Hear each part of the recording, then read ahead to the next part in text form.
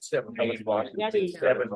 Nice. Like. Did you get more than me now? I do. I've told her. I know, I think right at first when it said 9, but I was like,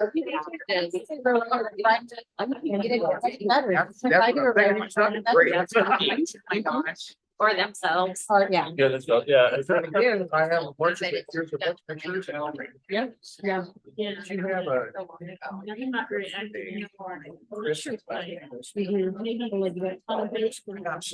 Wonderful. I just understand. And she came and she knew so much. And I go,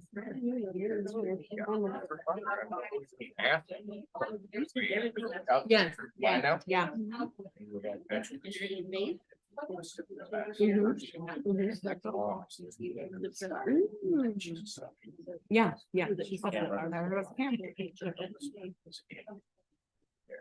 All right, it's 6 o'clock. Yeah.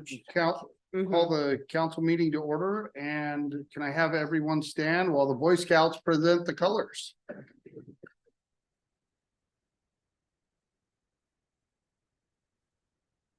Color guard attention.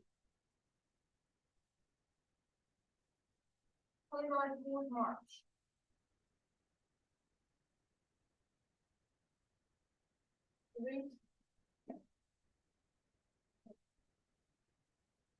Audience, please.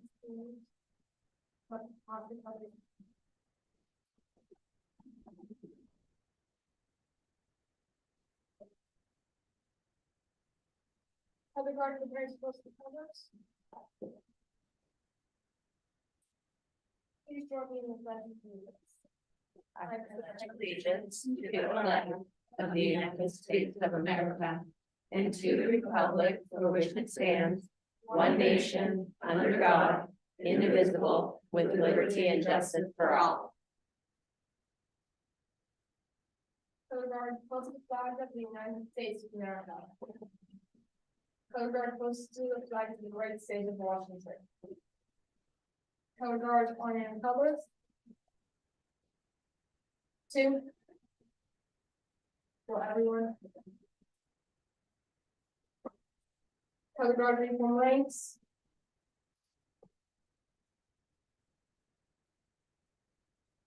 Color guard retreats, audience settings.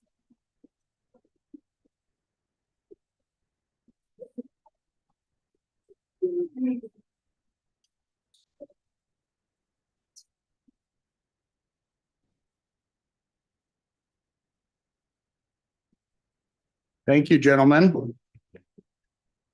All right, roll call. Smith. Here. Rose. Here. Burbank. Here. Green. Here. Arcano, absent. Anderson. Here. Tremblay, absent. I will entertain a motion to excuse 2 of our council members. So moved. Second.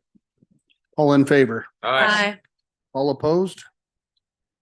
Motion carries. Right. We have any additions, deletions, or corrections to the agenda this evening?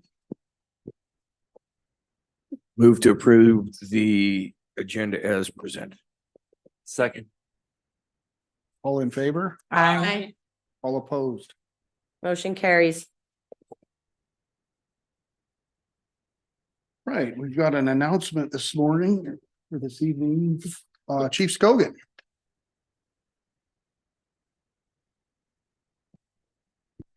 Good evening, Mayor and Council. As many of you are aware, for the last handful of years, the city of Buckley has been party to an agreement with the East Pierce Interlocal Coalition for Emergency Management. And tonight we have a representative from EPIC, as we like to call it, Emergency Management here, to share a brief presentation on the comprehensive emergency management plan that's been worked on. And that's just one of the benefits that the city receives from being a participant with EPIC Emergency Management. So with that, I'd like to introduce Pat Donovan. Thank you, Chief. Good evening, Mr. Mayor and council members. As the chief said, my name is Pat Donovan, representing the East Pierce Interlocal Coalition for Emergency Management. I am an employee of the city of Puyallup. work there as a project specialist, but because of my role in that, I'm also representing the Epic group tonight. And so I wanted to give you a really brief update on the comprehensive emergency management plan that you guys will be seeing later in next year, but we're working on the plan now to do that. And so what the comprehensive emergency management plan is are strategic and operational plans that show and discuss how incidents could be handled here in the city with the departments that are currently here, as well as other resources. And it deals with any type of emergency, whether it's a natural or man-made type thing, and it's an all hazard type of plan. It's mandated for jurisdictions that have an emergency management program like Buckley and like the 7 jurisdictions that are in Epic. And so we have to do this plan as part of a mandate. Not only that, but it also allows us for state and federal grant applications and those type of things. So we have to have a current CEMP to be able to qualify and compete for federal and state grants. These plans set kind of the roles and responsibilities for identified providers, not only here within the city, but then any partners that may be coming in, local, county, and state people as well. This plan will be tied vertically, which is very important because this is kind of a federal type of a thing and part of the National Incident Management System. This plan is tied to the county plan, the state plan, and the federal plan. So they're all tied in together vertically. And so all of them look similar, but obviously have different functions and different things in them. And so if you think of it as like a pyramid, there's typically 3 parts of the plan. The first at the very top is the basic plan, which is a strategic 30,000 foot level view of what could occur at an emergency and what the various city department functions would do at that level. Here are some things that we could expect to occur regardless of the jurisdiction, but finance would typically do this, public works would do this, those type of things. And that is a much broader based, and it's written for executives and the public. The middle tier is kind of the meat and potatoes of what we are going to do, and those are called annexes. And we've had options. The state has done a really nice job of providing some different templates for us to use to address this plan. And we have decided, the Epic group during several of our meetings have discussed the best way to write that part of the plan, the annex plan, which is more of the hands-on type of things. And we've decided to do it based on department. So there's some more clear expectations for each of the different city departments. Here's what we could expect you to do at certain incidents versus some of the others that have been more traditionally used. The state is allowing some more flexibility, and we felt that best matched what the jurisdictional departments would do and how they would function. It will give them a much clearer picture on, here are some expectations now of what we have for our department, where before it may have not been as clear cut. So we're looking at that supporting annex.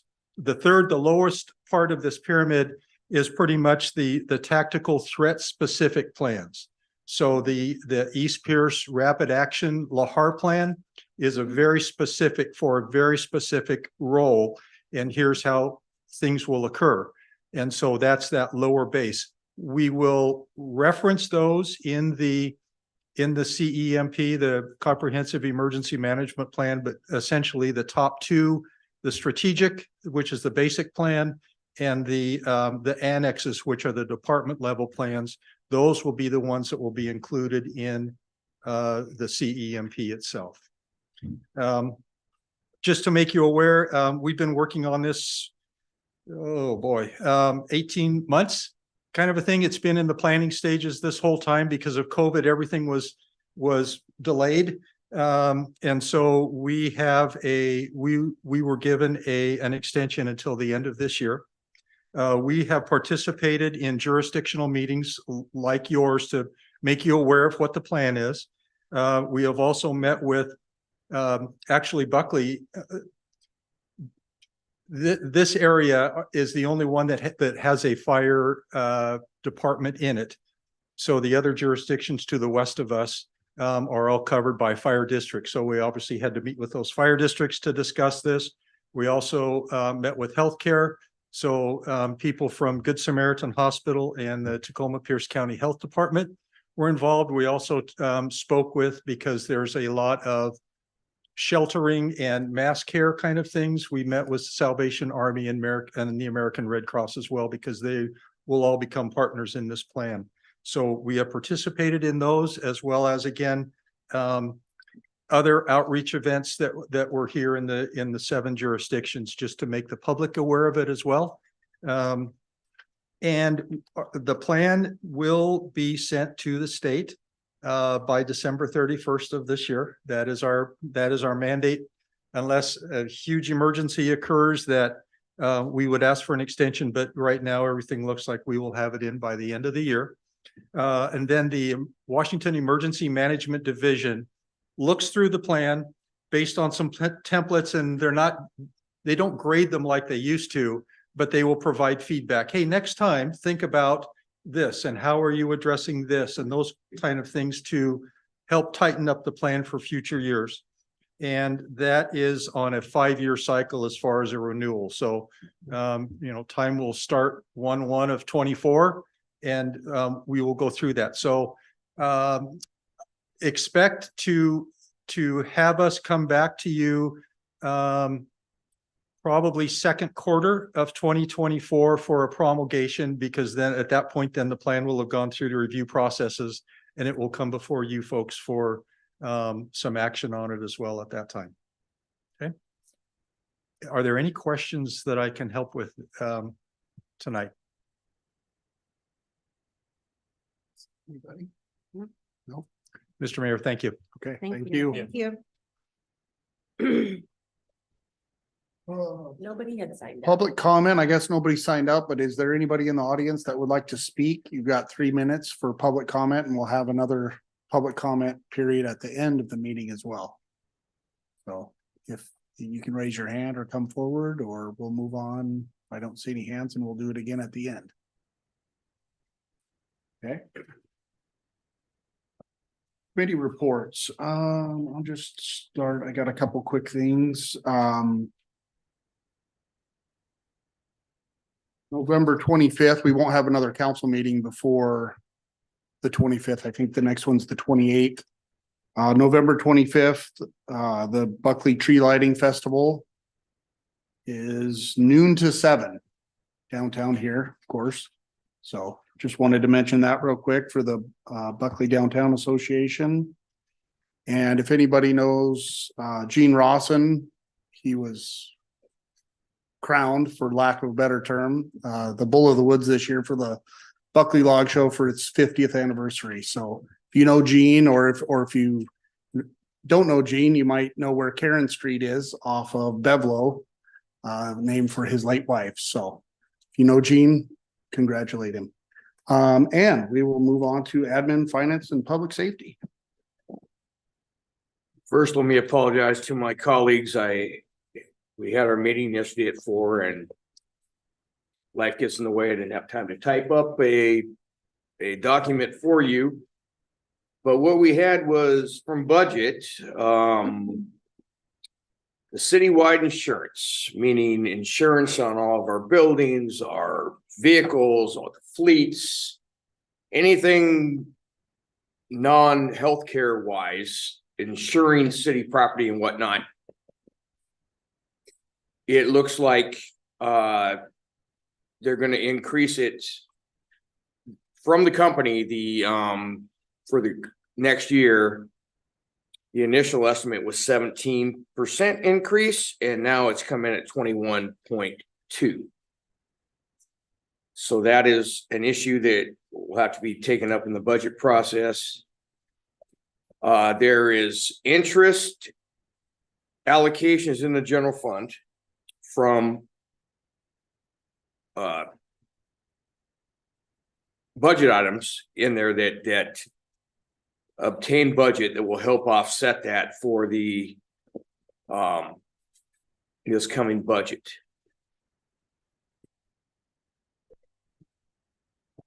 Administration. There's been a 1-year contract extension with Local 302. They were up for a new contract. There were competing issues from the city and the bargaining unit, and they settled on a 1-year rollover to extend that conversation till the end of next year. Police department. We are getting a lateral hire coming in to start at the beginning of December. That will replace the officer who left to go to Enumclaw. So that's good news. Not so good news is the department. The city contracts with South Sound 911 for all dispatch services and radio services. And currently, South Sound 911 is proposing a 3 times increase in the cost, the access fee to access the radio. So police officers have radios, fire, the chief, the officers, the radio, they're proposing a 3 times the amount to access, to be able to turn on your radio and access the system. That's going to be dealt with at the city level and how that plays itself out. Fire department. More troubling news. AMR, American Medical Response.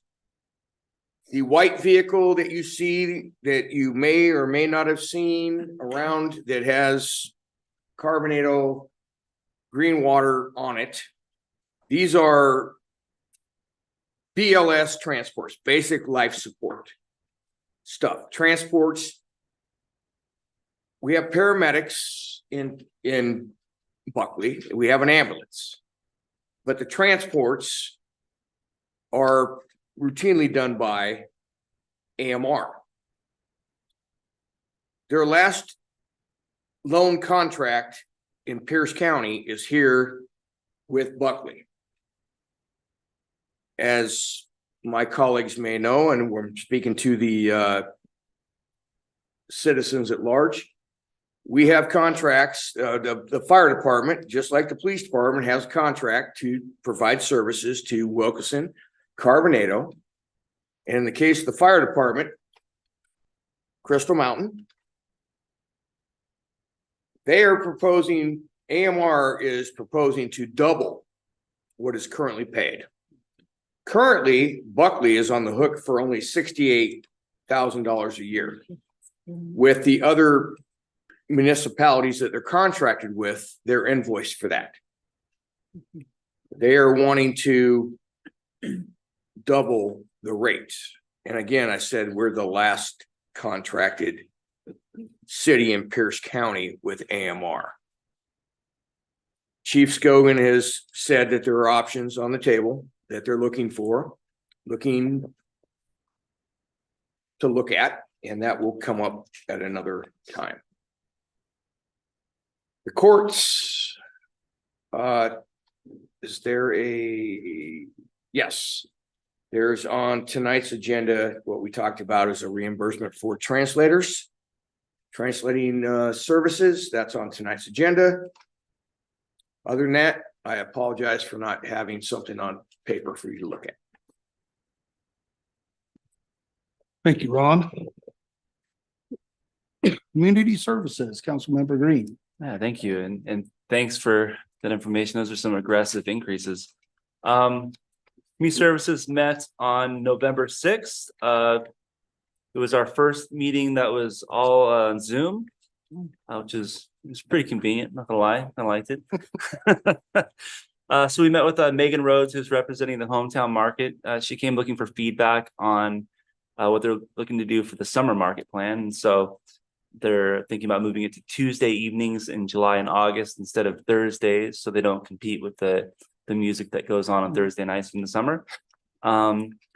They're considering locations, so they had an idea for do it at Main Street, like shut it down and set up there about 30+ vendors, but they're open to other suggestions based on how the community responds to that and what makes the most sense for that time of year. So it's good discussion and probably more discussions to be had. We had a parks update from Director Snodgrass, and that was basically the same discussion we had last Tuesday, the study session. And we had a brief building and planning update from Director Banks, just what's in works.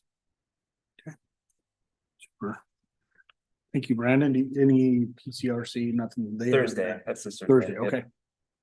And as usual, always looking for an alternate if anyone wants to join the fun with me. All right. Council member comments, go to the order. Anybody? Okay. Consent agenda. On tonight's consent agenda is adopting the Senior Advisory Commission Work Plan, adopting the Citizen Advisory Commission Work Plan, interpreter reimbursement grant contract with AOC, approving the minutes of the June 13th City Council meeting, and claims and payroll. Move to approve the consent agenda. Second.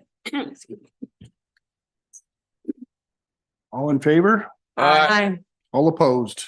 Motion carries. Regular agenda, public hearing.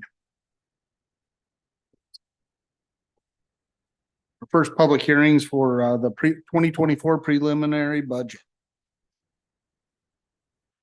And we'll recess at 6:21. Recess the regular council meeting for the public hearing. And at 6:21, we'll start the preliminary budget hearing for 2024.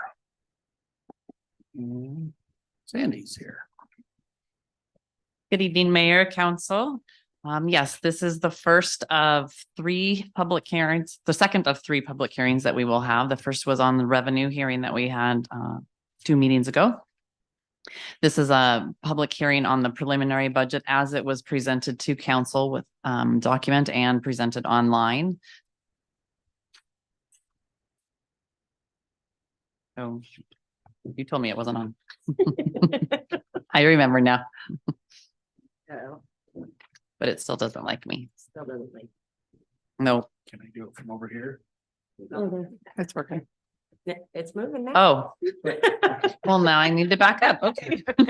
It's going. So short presentation tonight, just an overview. The 2 slides depicting the total 2024 preliminary budget. The total budget for all funds is at just shy of 37 million at 36.9 million. General fund making up the second largest at 7.8 million, and the all utilities combined. So that would be all of the water, sewer, and storm utilities, both operating and capital, coming in at 12.8 million. So just shy of 35% of the budget is related to the utilities.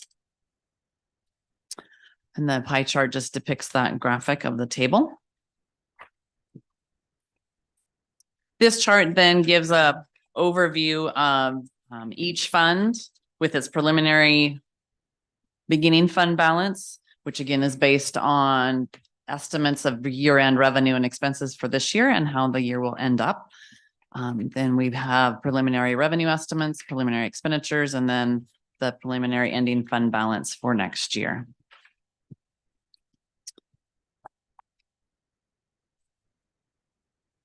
Looking at the general fund where most of the city services are provided, the revenue laid out, we have our property tax, sales tax, utility taxes. Those are our 3 largest sources for the general fund.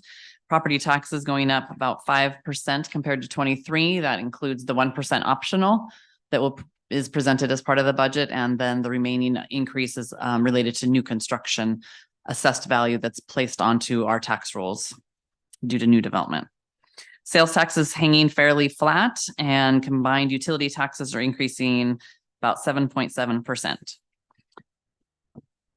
One of the other large areas for an increase is the transfers.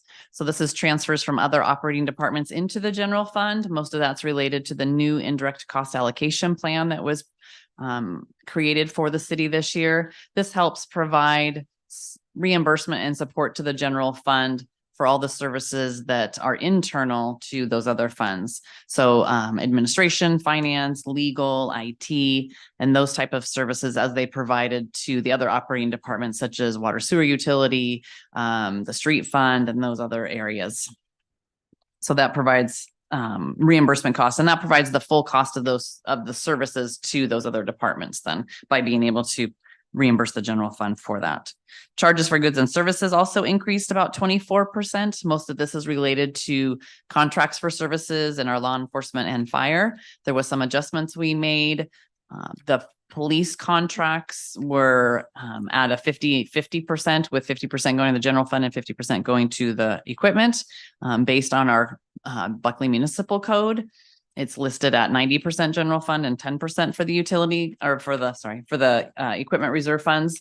Those equipment reserve funds right now are doing okay. We're having a meeting with the police to discuss theirs for future replacement needs. And so we have changed the allocation from that 50-50 to the 90-10 that's called out in the BMC. So that's why you'll see an increase in revenue for the charges for goods and services. Question, Councilmember Smith? Yeah. So all this time,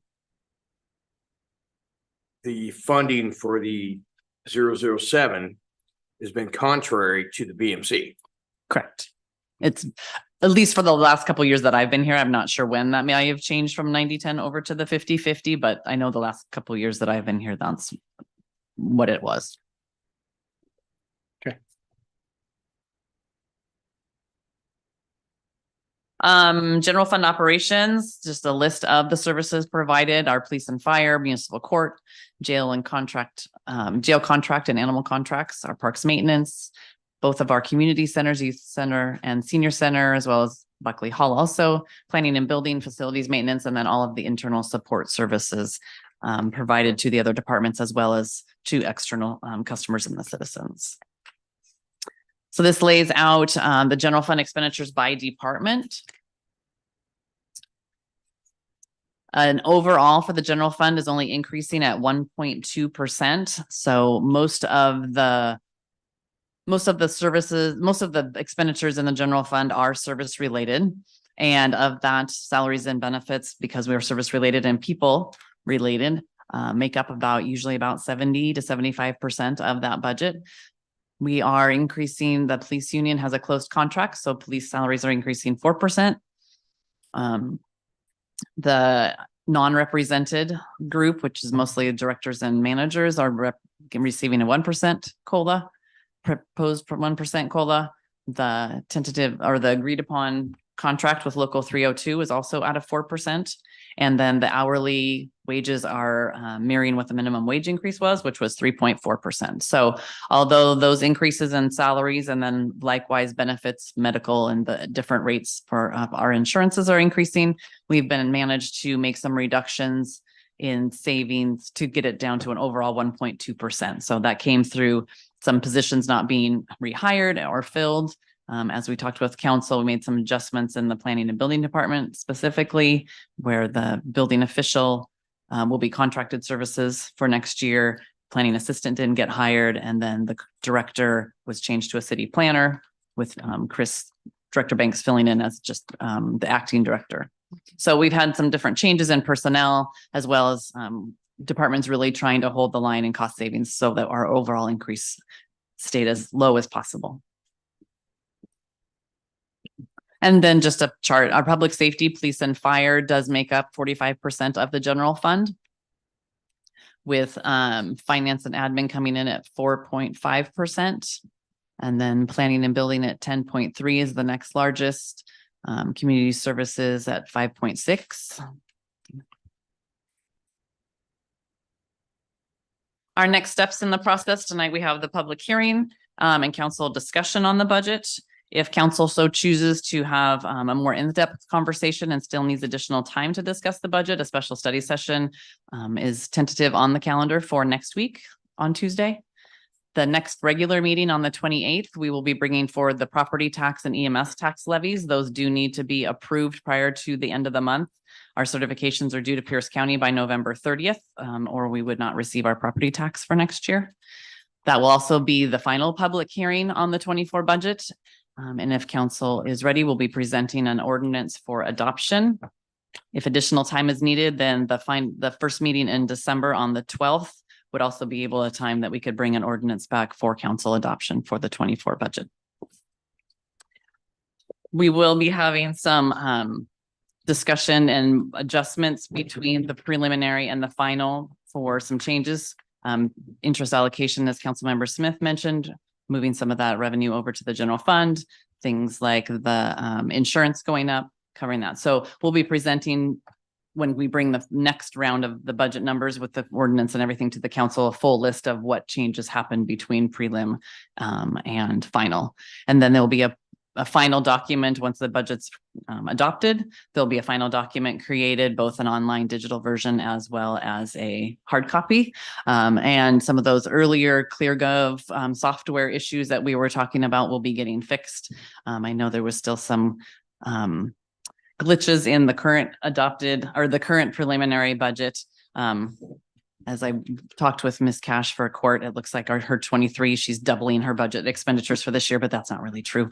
It was some coding changes, and so it got doubled in for 23. So we'll be fixing all of those things for the final document. I didn't give you double the budget, sorry. I know. Any council questions? Happy to answer those. Okay. All right, and thank you. And do we have any public, anybody in the public? We don't have anybody up here, but anybody in the audience like to comment on the budget for next year? There's lots going on. Okay. All right, it is 6:32, and we'll close the public hearing and restart the Buckley City Council meeting. The next item on the agenda is an interlocal agreement with Central Pierce Fire and Rescue for EMT school services. Move to approve the interlocal agreement between the city of Buckley and Central Pierce Fire and Rescue for EMT school services. Second. Okay, and Chief Scoggins here. Included in your packet, it outlines what the agreement is, but just to be clear, Central Pierce is the lead agency for a nearly countywide fire and EMS training program now. The city of Buckley is fortunate that outside of the city of Tacoma, we're the only other municipality that's accredited through the state of Washington to instruct new EMTs.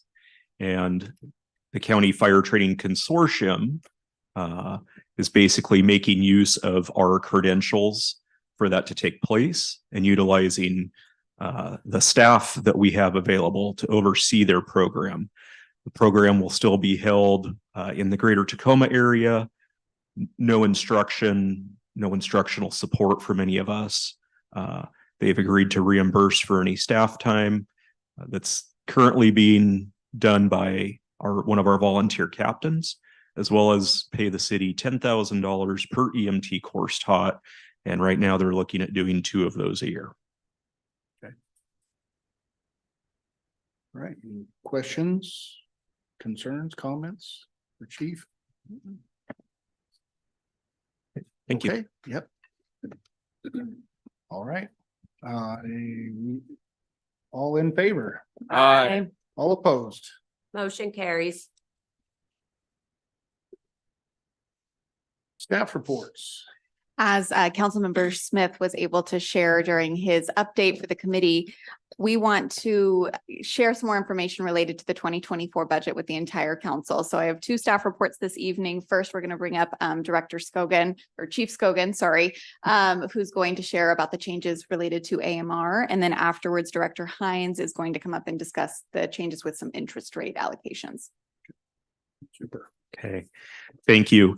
So as Councilmember Smith shared, committee was briefed on this yesterday, and it's very unfortunate that AMR notified us of the proposed rate increase should we choose to renegotiate with them. It hasn't even been a week since that meeting took place. I want to assure Mayor, Council, and the citizens that are here that it is our goal to not have any type of loss in paramedic ambulance service. That 100% will not occur. And we'll continue to do the most cost-effective thing for the community. We're in a stage right now where we're notifying all of the elected bodies that cover the service area where ambulance service is provided. And we're evaluating options that we'll bring forward to all of you for consideration as we look to 2024. Just some very quick history on the relationship with AMR. It goes back to 2007. And at that time, they were the only ambulance provider in the area. And due to other fire departments beginning to take on full-time ambulance transport, AMR, late 2006, informed us that they were leaving the area. Thanks to some creative cooperative brainstorming, AMR and the city of Buckley back in 2007 created the public-private partnership that we have today. So the way it works today is all of our firefighters are EMTs, and the fire department owns 2 of its own ambulances. AMR, on the other hand, provides a full-time paramedic 24/7, 365, housed out of our station. They provide their own ambulance as well. Either a staff member or a volunteer from Buckley Fire makes up the other half of that crew and functions as the driver. If that AMR ambulance transports, they bill for their services. If that unit's unavailable, a Buckley Fire Department unit will respond. The fire department bills insurance and insurance only. So it is kind of a hybrid model that utilizes both. The Buckley Fire Department doesn't have any of its own full-time paramedics. The difference between an EMT and a paramedic can administer IV medications, more advanced airway procedures. The rest of us that are EMTs, we can do everything except for that. So bottom line, we have to have full-time paramedic ambulance service from somebody. And I just want council to be, as I mentioned, reassured that when the clock rolls over on January 1st, that there still will be service. Much more to report as we get feedback from the rest of our stakeholders, the other towns and the other fire districts that we serve, and hope to have a long list of options and things for you to consider. And Chief Scogan, just to confirm, we are currently budgeted for $85,000 for 2024. Correct. And it would change to $160,000. A portion of that $85,000 is reimbursed to us from our partners in Wilkeson, Carbonado, and Crystal Mountain. So it is a near double increase. Correct. And we're evaluating some options, but we wanted to make sure the council as a total was informed, because we're not sure if this will be shown in the 2024 budget document that you will see in a couple of weeks, or if we'll need to make some adjustments early on in 2024 or later on this year. Mhm. Okay. Anything else? Oh, thank you, Chief. Okay, thanks. Thanks, Eric. Right, and next, Director Hines for some additional potential revenue options coming into the general fund. Yes. Councilmember Smith alluded to this as with his report also regarding the interest allocations. So the city invests sorry, the city invests cash that is not needed. So doesn't need to be as liquid for expenses and payroll and claims with the local government investment pool through the state, the LGIP, as well as purchase bonds. So there's a word I'm missing, which is what I'm trying to think of the word, but I can't. So that has been doing very well. As many of you know, interest rates, the Fed funds rate keeps raising. That increases the rate that we receive on that invested cash. So we have gone from earlier this year, end of last year, receiving anywhere from $400 to $1,000 a month in interest on our LGIP. We have gone to almost 29,000 a month. So interest rates have made a huge difference in that revenue stream. That is considered unrestricted revenue, especially as it comes into unrestricted funds. So general fund and several other funds are considered unrestricted. Utilities do keep their own interest income that would be restricted as they operate as a separate accounts and separate entities and enterprise funds. But so we went through and looked at all of the funds that are receiving interest, what that amount is, whether they're restricted or not, and whether that can be then reallocated to the general fund. There are several of the funds, even in the Buckley Municipal Code, that allude to that, where any revenue or interest made off of the funds in the dollars in those funds can be repurposed to the general fund since that is unrestricted. And so looking at that, especially with our general cumulative reserve, the one that has the over $5 million balance in it, most of that is either invested in the LGIP or has invested in bonds. And so we try and invest most of that since it does not need to be used on a anytime soon basis. It has to be council approved to be used. So that fund alone is projected to bring in around $100,000 in interest this year. And based on interest rates and talking with our bond counsel, interest rates next year from the feds don't seem to be going down probably until either late summer or in the fall. And I don't see them going down lower than what they were at the beginning of this year. Because they've increased so much this year, they would do a steady decline. And so we are projecting at least the same amount of interest next year as we plan on getting this year, if not a little bit more. So though adding up and looking at those funds such as the cumulative reserve, our contingency fund, cemetery operating, some of our just equipment reserve funds, and fire station maintenance fund and the park construction fund, looking at those, we would be able to reallocate to the general fund around about $140,000 to $145,000. And we could do it for interest revenue for this year in 2023 to help us replenish the fund balance that has been decreased in the general fund, as well as then reallocating the 24 revenue over. And so that would help provide some additional one-time resources as we work our way through 2024 to find longer-term solutions and into 2025 and provide that increase to the working capital and to the fund balance. General fund is only projected to end next year with about $448,000 of fund balance compared to, starting at 900 and compared to the 1.2 that we were in 23. So general fund does need to help replenish that. And this would be one way with one-time dollars that are unrestricted to do that. Any questions? Any questions about that? Comments? No? So with that, would you like for us to go ahead and make that change prior to the budget document being finalized at the next meeting? Do we need to have an additional study session next week? Do you have additional questions or concerns?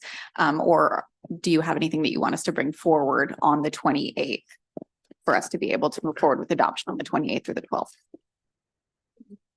I would call for a study session.